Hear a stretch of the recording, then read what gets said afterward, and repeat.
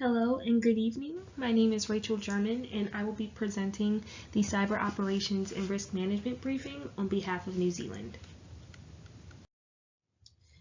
To get started, the nation-state of New Zealand has developed a presentation for the CISO that will discuss the various cyber operations and risk management discoveries and recommendations that we believe will benefit in enhancing our environment.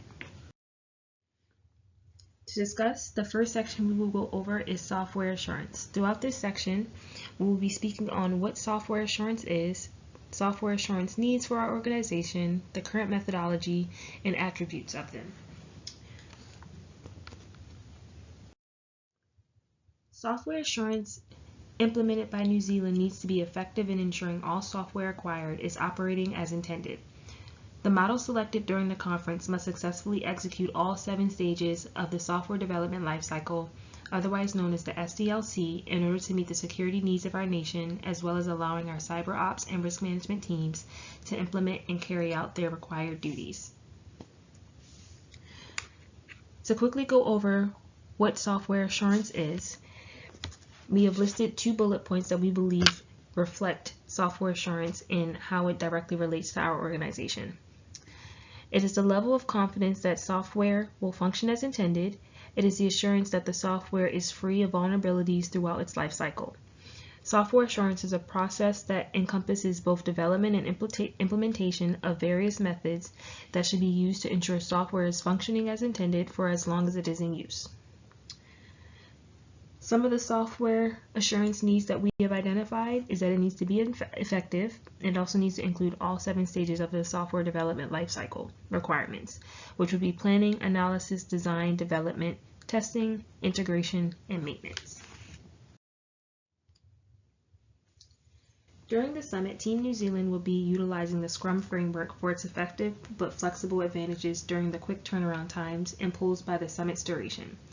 Unlike other models, the Scrum model still takes aspects from traditional Agile methodology, but also allows its users to benefit from the intervals or sprints. Scrum is the name of the daily meetings that are conducted, known as Scrums. The work is then organized into short activities known as sprints. Sprints can last from 1 to 4 week periods and focus on short team achievements. With the summit being a short event, with many discussions and tasks being flown down, the Scrum methodology works best to meet our needs while still providing reflection and adaptation after each process change or review.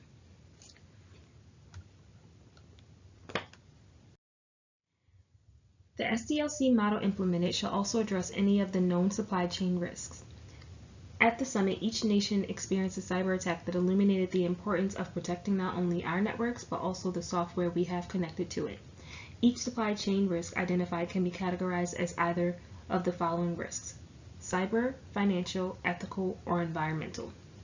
Within this section, we will go over supply chain risks, known supply chain risks, existing software vulnerabilities, those software options, evaluations of each option and the recommendations, supply chain options, as well as evaluations and recommendations.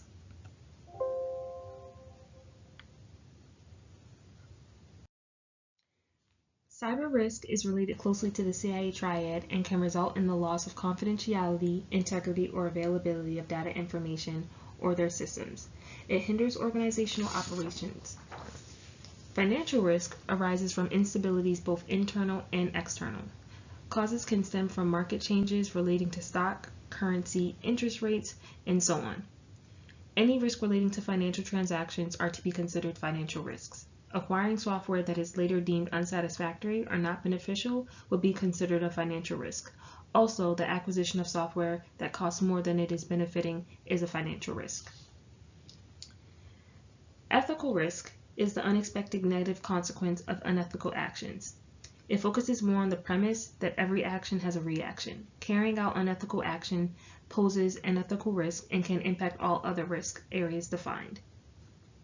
Environmental risk is the probability that a particular event within an environment can occur. Examples of environmental risk would be injury, disease, or death. These risks usually arise from other variables like air contamination, toxic waste, pesticides, heavy metals, chemicals ending up in products, and temperature relating to weather. In addition to the supply chain risk, we must also take into consideration what vulnerabilities are currently present within our existing software. Known software vulnerabilities fall under either system or application. System vulnerabilities arise when there is a flaw or weakness in the system itself or network that can cause a weakness, leading to exploitation, damage, or allowing an attacker to gain access. Application vulnerabilities are also weaknesses. They reside within the application and can allow attackers to exploit these vulnerabilities, harming the security of the application. Protective methods to assist with remediating and mitigating software vulnerabilities is to implement software that can protect our systems and applications. The recommended software options are known for allowing its end users to protect and review what is within their environment and on their networks. They can be customized for scalability, inclusivity, and flexibility so that over time the financial cost is exceeded by their benefits.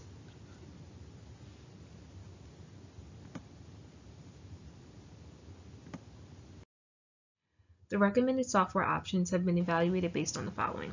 For vulnerability, each tool recommended provides a means of tracking and identifying vulnerabilities on items within our network and organization. They can be customized to meet our specific security needs and provide alerts as well as the necessary tracking required for each security team to take the necessary actions. For VPN, as the summit has reflected, the utilization of virtual private networks separates and adds the added protection of a secure network only accessible by approved parties. It allows the tracking and prohibition of unauthorized users from gaining access at insecure points of contact and associates usernames and IPs. For cloud recommendations, the recommended cloud services have achieved certified GovCloud certifications and offer the security of protecting our data as well as the customization options and backup procedures for ensuring access. For authentication, the authentication recommendations can be integrated into the already offered Office 365 services, eliminating any additional costs for tools as well as serving as an extra layer of physical security for users with higher privileges.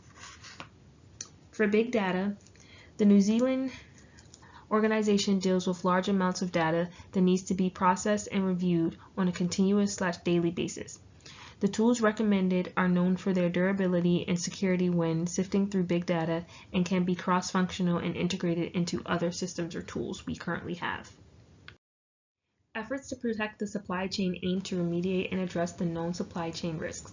The options presented should be integrated based on current standing and needs. Naturally, the top supply chain recommendation would be agile to reflect the type of industry we're in and to reflect the needs within our contractual agreements. If we can successfully improve our supply chain and software assurance needs, this will reflect positively from a financial perspective as well. It is important to also note that each cost associated to the software options are dependent on the duration service is requested, as well as the license and capacity requested. Each item is based on an enterprise valuable. Regardless of the actual item selected, price ranges have been selected to show the budget needed for our allocation so that each tool can be purchased and customized to meet our intended needs now and over time. So the current supply chain options that we have listed would range between continuous flow, fast chain, agile, custom, and flexible. For the purposes of New Zealand, we would want to go with the agile methodology on a more long-term basis, but we would also have to increase or implement a process flow that would also benefit us during events like the summit. Again, to reiterate some of the information referenced for some of the financial costs, none of the items recommended as an option would be considered free. They all are associated with a fee. However, to ensure we are maximizing our resources, some options are already included into current subscriptions like Microsoft Authenticator. An expansion of current license agreement to include utilization eliminates this service as an additional cost. However, for vulnerability, cloud, and big data, there are some fees that would be associated. But a lot of these fees usually expand farther beyond a yearly subscription, so they would extend into either 3 or more, or just based on how we will want them to be fully structured or implemented into our organization. So that's something to take into consideration for what areas or items we would want to place on these resources. Ensuring that all internal and external parties adhere to our enhancement for cyber operation and risk management plans will require updated contractual language. Providing during this presentation are examples on the type of recommended contractual language. These strong suggestions allow each party to take accountability on what is to be expected when purchases or services are provided. All items discussed can produce a combined effort on the ways in which we have received our environment and also this experience at the summit to enhance our security while also equipping our cyber teams with the best resources required to achieve these goals. So an example of the contractual verbiage we would want to start implementing would be as follows. A maintenance service for the software is available for the software and if purchased will be provided by the providing party in accordance with the terms set forth in the service level agreement and for as long as the software assurance fee is paid, or if included as part of New Zealand's organization license for the duration of the term of the license. Another example would be supplier or the provider will use our best efforts to ensure optimal reliability, efficiency, and security with regard to the supply chain for all products purchased. So the goal of updating the contractual language will be to make sure that it's clearly defined who is in charge and what services or things that they are in charge of actually providing to hold them accountable. This concludes our discussion for the Cyber Operations and Risk Management briefing. Thank you all for attending.